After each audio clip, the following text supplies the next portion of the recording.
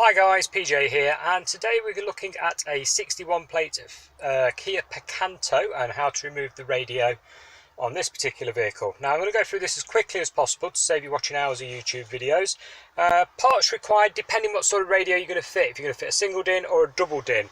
Could be a couple of different harnesses on this car, I will not know until it's in bits. There's the part number one. These are Connects 2 brand there, which is your wiring harness adapter, one possibility. Aerial adapter. This is an auto leads one, PC5153, there you go. Fascia, single DIN, there you go, there's a single DIN fascia with a pocket. Again, Connects 2 part number, CT24KI09. And the other possibility for the ISO cable, which is PC2644, again made by Auto Leads, depends which one this car has. We also have a double DIN fitting kit here in case you're fitting a larger stereo. This is made by Connects 2 and part number CT23KI30. So we'll start dismantling this now. You're going to need your ever favourite plastic Bojo pry tool there. These are available off eBay, or you could use a proper, a plastic scraper that's quite sturdy. Definitely nothing metal, you will damage the dashboard. They are very, very fragile plastics, so be aware of that. You will leave indents in it if you are not careful. So moving on to actually removing it. Okay, so when removing this outer trim, start from the lower corner here. Get your little plastic scraper underneath. Now, I can't stress enough how tight these plastic trims are. In my opinion, if you're even slightly worried about damaging your car, leave it to a professional that is insured, because if they break the fascia, the company will obviously order a new one from the Kia dealer. As you can see, I have actually bent the end on my plastic removal tool. That's how strong these are in. I cannot stress enough how difficult they are to remove. Once you get this corner up, however, work your way along and it'll be incredibly tight. You'll be pulling with all your might sometimes to get this out of here. All the way along, and again at the top, yeah, so the top comes loose, just pop it. I've got to the stage at the moment where I've got 3 clips remaining, and these are the hardest ones to get out. You've got 1, 2, 3. Now, if you put anything down the edge here, you will damage the trim, and if you put something metal underneath, you will damage the silver trim. Your plastic trims sometimes aren't strong enough, as you can see. I've actually bent 2. There's another one, look. That one's completely mullered. So take your time. Pull firmly. Try and do 1 clip at a time. If you're unsure, take it to someone that's insured to do this kind of work. So let's see if we can get these last clips out. Okay guys, so on this particular one, I actually ended up doing something I don't like doing at all. I used the metal prying device and put the plastic one under it to save damage in the trim. The clips on it were that tight, I actually snapped one of my plastic ones cleaning off. So the metal one's bent, as you can see doing it. It was that tight. But yeah, put your plastic one in basically that way round, yeah, so you're levering against it. So your plastic one is pushing up against the trim, and then this thin metal one up against the ridge here. So if I just take these plastic tools out and pull it forward, you'll be able to see exactly what we're dealing with here. There we go. Right, you see those plastic clips? That one there, look, is what you're dealing with, and they go in these holes that you can see. You see the hole there, if you can quite see that there on camera. There is a hole there, plastic hole. Well, they're all the way round, and you need to get this trim off to be able to get to the screws that hold the radio in, yeah? So there you go, look, all the way around, plastic holes, yeah, and on the back of the trim, it's these plastic lug things. You'll need to pop the white bits off if you're using a double DIN fascia. So these little plastic bits here come off, and you'll slide them on your new fascia trim. So your entire air vent surround and everything comes off with it, yeah? Take that out of the way. But really, I can't stress enough how difficult these are to take off. If you're struggling, seek professional advice with somebody that is insured rather than damage your car. Okay, so we'll move these 4 screws now, and they are Phillips head, crosshead screws. So we'll take those out now. Okay, so we've quickly removed all 4 screws. One there, and one there. Place a piece of cardboard underneath it because you don't want to scratch your trim. You've just gone to a lot of trouble to get that fascia off without damaging anything. So put a bit of cardboard, And then this radio should slide on the cardboard and come forward. There we go. Just grab that.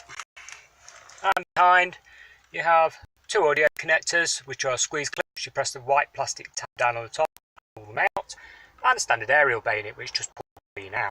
So we'll take those out now. So just quickly, with radio removed, just to resuscitate, those are in the back of the radio. Just push down on the plastic bit and pull. Very straightforward, both are exactly the same. Push down on the tab and pull it out. The aerial bayonet, like I say, it's just literally like a javelin, it's straight in, just pull it out. Yeah? So there you go, you're left with a big gaping hole as such, and now you can proceed to fit whichever fascia trim you've ordered or purchased. Wiring harness adapter for this particular car, which is just a straightforward plug on, so you know the little ones you just took out the radio, you took them out the radio. Your wiring harness adapter comes with the female version, so all you do is slide it on and click. Yeah, there's two of those, 1, 2. Part number for this particular car is the Connect 2 one, CT20KI04, so that's the correct one for this particular car, and we will not be needing this optional aerial adapter, so we don't need that either. Okay, you won't know until you cut in bits, bear that in mind. Luckily for this car it requires just this harness adapter.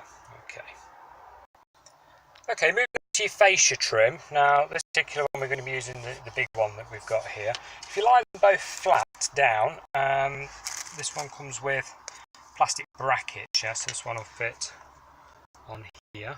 Yeah, 3 little screws to line that up with. Here's the side I've already done, look. 3 little screws just to hold it on with. Not over tighten them, because when you over tighten them you'll start shoving the bracket away from you, so just put them up. No, you know, you don't have to go mad on them, you will strip the plastic, okay? And then you'll notice you're going to have to remove your air vents, because there's a big gaping hole each side where the air vents go. Right, so your original one, so this is the one off the actual car, yeah? There's 4 screws holding this venting on the right hand side. 1, 2, 3, 4, yeah? We've got 4. Take your screws out on the last one here. Take that out. There we go. And lift your vent straight up. Comes out. It's simply a case of plopping it down on the new one.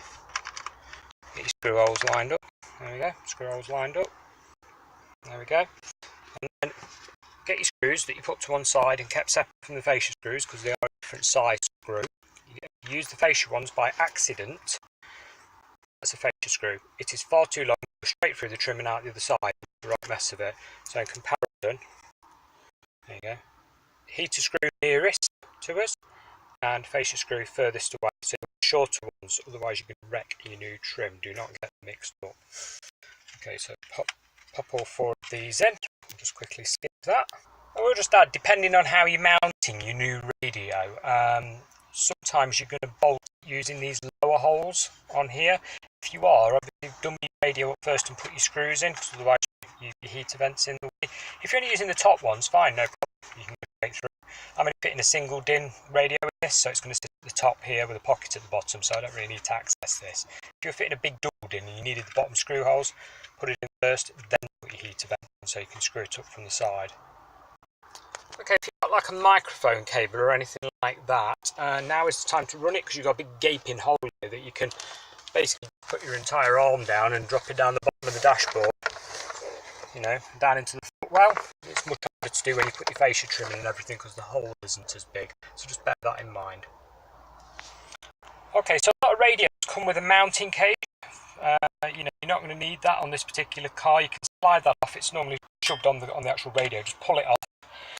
Shove your radio in the hole, make sure it's the right way up. I've seen a lot of people mount radios upside down and then have to take the entire car apart again just to take anything out, so don't mount it upside down. Once you've slid it in, you've got access then to the side mounts, to the holes you put your screws in each side. I'll do that now and show you what it looks like when it's done. Okay, so we've reassembled everything from the rear, put the heater vents in the new fascia, radio bolted in each side, and we're using a universal double DIN pocket here. It's like to space it out from the size of a double DIN to a single DIN. They're not a great fit, and there are a couple of different types. This particular one is a push fit, so when I've put it all pushed home, I will shove this back a little bit and get it to sit a bit neater. Leaving it loose for now, just so you can get to the cables behind if need be. You know, take this out, get to your cables and move them out the way of anything that could be obscuring. Now, remember how difficult this was to get in. get out rather, getting it back in is substantially easier. However, bear in mind, once you have clipped it back in, you may well break it trying to get it out again, so make sure you've done absolutely everything you need to do before you go around and push each one of these spring clips back in. Yeah, just go around evenly like I'm doing here, but with considerable pressure, and it will click, click, click all the way round. Don't be afraid to give it a bit of a bash, because like I say, these clips are really, really firm. Okay, so they're in, look, that's nice and lined up. And then go all the way around, just keep giving it a bash until it's all the way in. If you can remember, we started at this corner here, and that's now pushed firmly home and in. So that's how you fit stereo on this Kia Picanto. If you have any questions regarding this, please drop a comment below, and thank you very much for watching. Goodbye for now.